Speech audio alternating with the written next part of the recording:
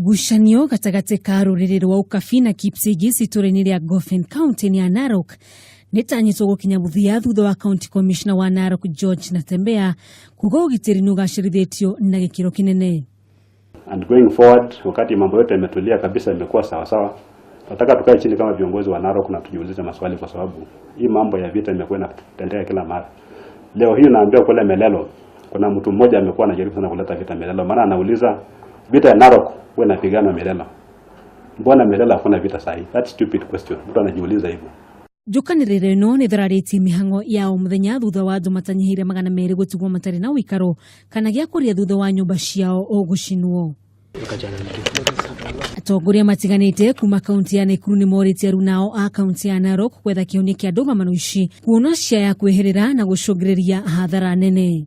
Tunahuzunishwa na kitendo hili na tunataka kuita communities ambao wameishi katika amani muda hii wote waweza kuacha mambo yote ambayo inaleta uhasama, kupoteza mali na kupoteza wapendwa kitu mbaya. Na ni mzuri watu wajue ya kwamba vita aina hizo sio karne hii. Kama kuna mambo yametokea watu wangesuluhisha. County Commissioner wa Narok George Natembeya niugite uthuthuria wigie ngucanio ino ni wanjĩtie nĩguo kũmenya kĩrĩa kĩraria kĩngĩ kũrĩa grupu mũgwanja cia maabitha a GSU matũmĩtwo icigo itiganĩte mwena wa Goffin nĩguo gũcokia thayũ.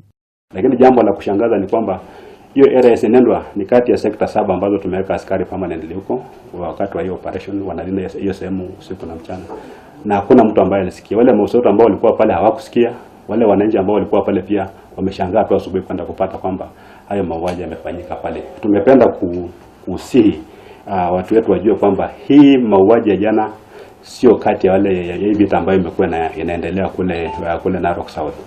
Gũkinyanĩria na rĩu makĩria ma ng'ombe 196 iria ciaiyĩtwo nĩirĩkĩte kuonekana.